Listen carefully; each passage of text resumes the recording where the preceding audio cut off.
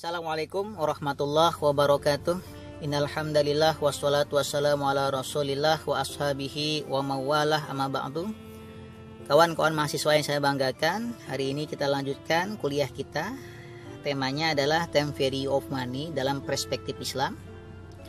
Saya kira tema ini sangat berhubungan sekali dengan tema minggu lalu, yaitu fungsi uang dalam pandangan Islam, bahwa pada prinsipnya uang dalam pandangan Islam hanya sebatas alat tukar dan sebagai measure of value, pengukur nilai, bukan sebagai store of value. Baik, ini kita lewati saja ya, sudah kita diskusikan minggu lalu. Nah, yang menjadi problem adalah ketika uang itu ditinjau dalam perspektif kapitalis, bahwa uang itu diasumsikan sebagai modal, maka asumsinya dia harus bisa melahirkan uang-uang yang lain. Nah, kemudian apa mesin yang bisa mendatangkan uang tanpa adanya proses itu? Maka diasumsikanlah waktu. Disepakatilah bahwa waktu itulah yang punya fungsi untuk melipat gandakan uang. Sehingga bertambah waktu, maka uang juga akan bertambah. Nah, inilah yang menjadi landasan teoritis daripada interest theory, teori bunga yang selama ini dijalankan sampai sekarang. Jadi uang yang kita pinjamkan itu asumsinya harus balik lebih banyak daripada uang yang kita pinjamkan hari ini. Jadi present value-nya itu setara dengan future value yang akan datang, meskipun secara nominal berbeda. Hari ini kita pinjamkan Rp10.000, tahun depan kembalinya Rp100.000 itu biasa-biasa saja ya, karena mereka punya teori present value itu setara dengan future value. Nah, jadi apa itu time value of money? Jadi menurut Akram Khan, the concept of time value of money or positive time preference, ya. Jadi mereka itu punya asumsi bahwa ada semacam teori preferensi. Jadi uang hari ini itu lebih berharga daripada uang yang akan datang, meskipun nilainya lebih kecil daripada nilai nominal yang kita pegang di tahun depan. Katakanlah kayak Rp1.000 itu lebih berharga daripada 1 juta 2 tahun kemudian. Ya, kenapa? Karena uang hari ini kita bisa gunakan untuk belanja, untuk investasi yang bisa saja uang itu bisa produktif gitu ya, bisa melahirkan uang-uang yang lain. Baik, secara konkret bahwa time value of money itu adalah $1 today is worth more than $1 in the future. Because $1 today can be invested to get a return. Jadi jelas ya bahwa uang yang kita pegang hari ini bisa kita produktifkan. Nah, itu saya kira nggak masalah ya. Asal dia punya proses, kita jadikan modal perdagangan misalkan, kita investasikan, maka bisa saja uang itu ya positif returnnya. Sampai di sini saya kira tidak ada masalah. Baik, nah ini dasar pemikiran daripada time value of money. Ini seorang dari Eropa ya. Dia mencetuskan bahwa teori positif, teori of capital. Nah, ini yang menjadi landasan time value of money concept. Ada beberapa alasan. Pertama, keuntungan di masa yang akan datang itu diragukan ya, wajar-wajar saja ya, karena yang namanya keuntungan itu bisa positif, bisa negatif return. Kemudian yang kedua, kepuasan terhadap kehendak atau keinginan masa kini itu lebih bernilai bagi manusia daripada kepuasan mereka pada masa yang akan datang. Artinya kepuasan kita hari ini itu lebih berharga karena konkret, nyata, daripada kepuasan di masa depan karena belum tentu adanya ya.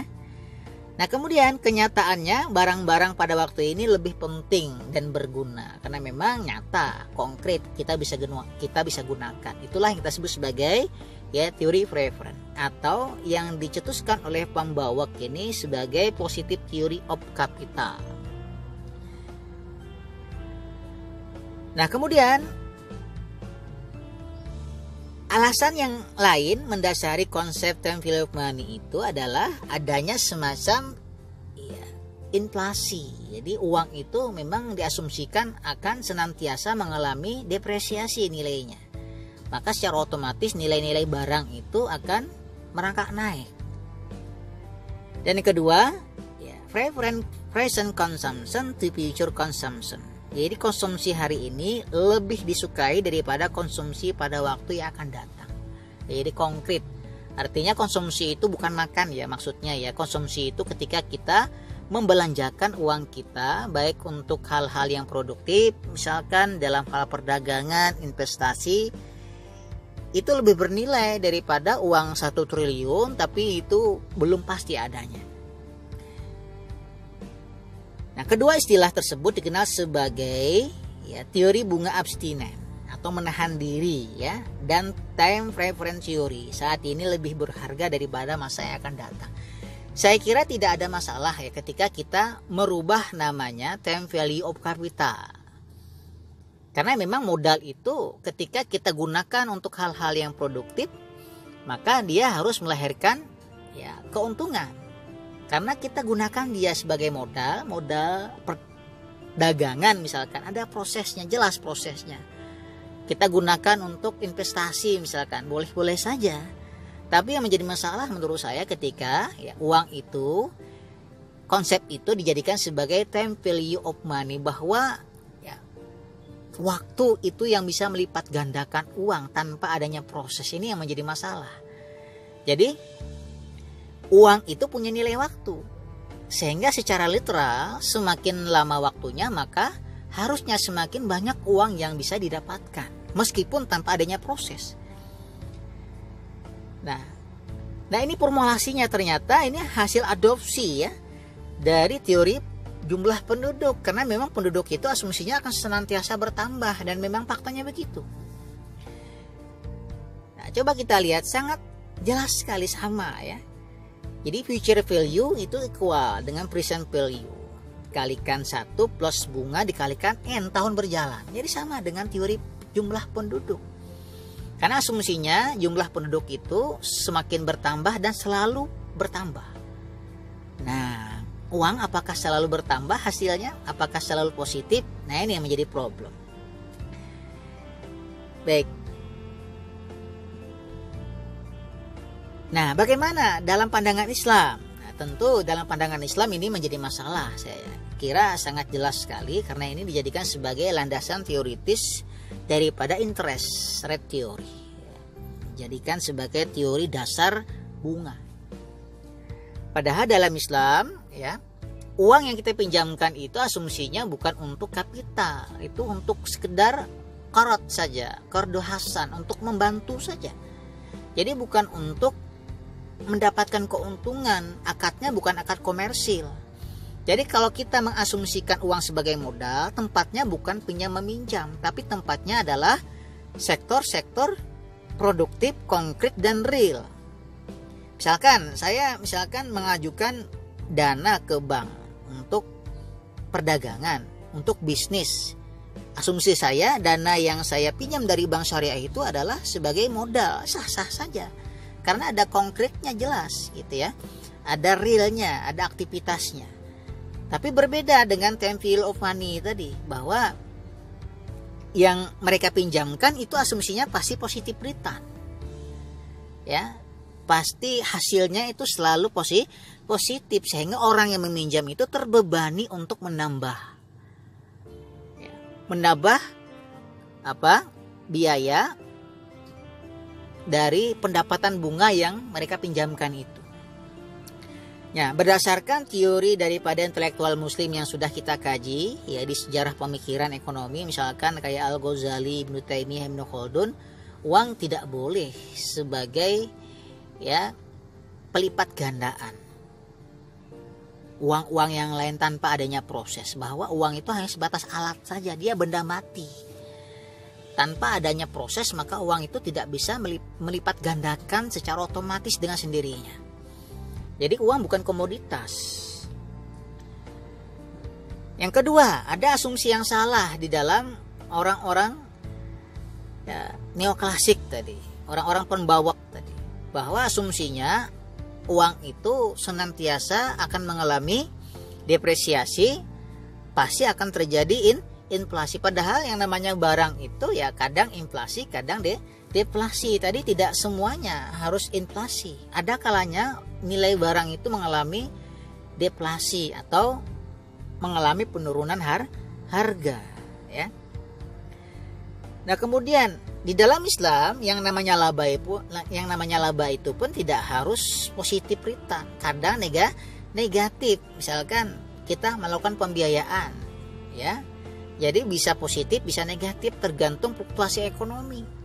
Artinya ketika kita menjadikan uang itu sebagai modal, maka uang itu hasilnya bisa positif, bisa negatif keuntungannya. Jadi tergantung dengan pertama kinerjanya, yang kedua tergantung dengan kondisi ekonominya. Kayak hari ini misalkan, kan negatif rata-rata pendapatan masyarakat. Kenapa? Karena ada virus corona. Ini keadaan ekonomi yang tidak pasti. Jadi akan menjadi masalah ketika kita menghilangkan resiko tadi. Apa itu resikonya? Negatif return kita hilangkan. Semuanya kita paksakan untuk positif, sehingga yang terbebani siapa? Yang meminjam. Nah, ini yang tidak adil di dalam pandangan Islam. Makanya dalam Islam itu ada prinsip al-gunmu bila gurmi, gaining return without responsible for any risk. Jadi nggak boleh kita menghilangkan risiko, itu hukumnya haram. Adanya risiko itu justru menjadi penghalalan bisnis itu. Jadi justru kalau kita menghilangkan risiko, bahkan mentransfer risiko ini kepada pihak yang lain, inilah yang menjadi masalah. Di dalam Islam risiko menjadi sesuatu yang lumrah. Yang bisa kita lakukan adalah dengan meminimalisir, mengurangi tingkat risiko itu terjadi. Jangan sampai kita mentransfer risiko kepada pihak yang lain dengan teori yang kita sebut sebagai time value of money.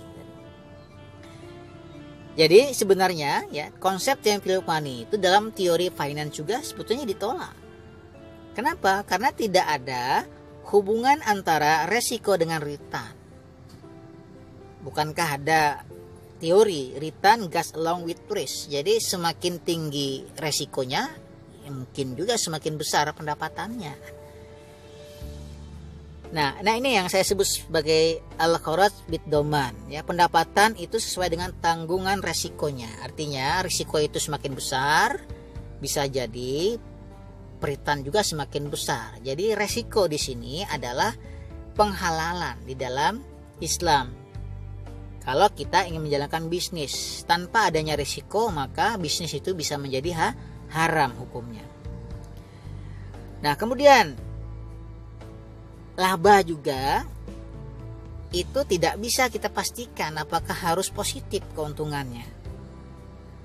Jadi dalam Islam ya, segala aktivitas ekonomi tidak langsung bisa kita pastikan keuntungan di masa yang akan datang. Sehingga perlu antisipasi, yaitu dengan sistem bagi hasil yang pas. Jadi problem masalah time value of money itu adalah ketika uang itu diasumsikan sebagai modal. Karena dia sebagai modal, maka uang itu harus bisa melahirkan uang-uang yang lain tanpa adanya proses. Jadi sederhananya ketika kita pinjamkan uang Rp1.000, maka yang minjam harus mengembalikan Rp2.000.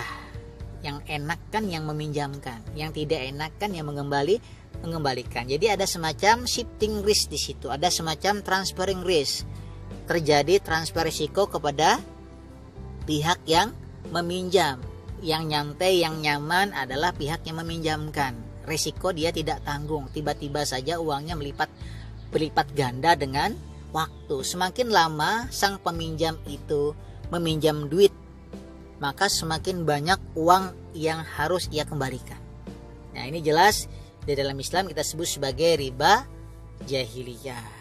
Ini bertentangan dalam surah Ali Imran ayat 130. Ya ayyuhalladzina amanu la ta'kulu riba adha'afan mudha'afah wattaqullaha la'allakum tuflihun.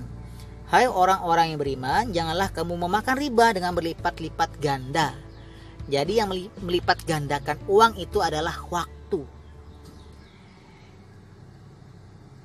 Baik, jadi samakah antara return on capital dan return on money? Jawabannya, return on capital tidak sama dengan return on money. Ya, karena return on capital tergantung pada jenis bisnisnya. Ini sesuai dengan Islam, makanya ada sistem bagi hasil untuk mengantisipasi. Jadi return on money ya sangat terkait dengan suku bunga. semakin tinggi bunganya, maka semakin tinggi return money-nya. Nah, ini yang salah dalam Islam. Inilah yang menjadi landasan ya konsep time value of money tadi, bahwa uang itu bisa berlipat ganda seiring dengan berjalannya waktu. Semakin lama waktunya, maka semakin berlipat ganda uang yang akan datang kepada sang yang meminjamkan. Demikian, itu saja penjelasan singkat dari saya. Mudah-mudahan ada manfaatnya. Bila taufiq wal hidayah. Assalamualaikum warahmatullahi wabarakatuh.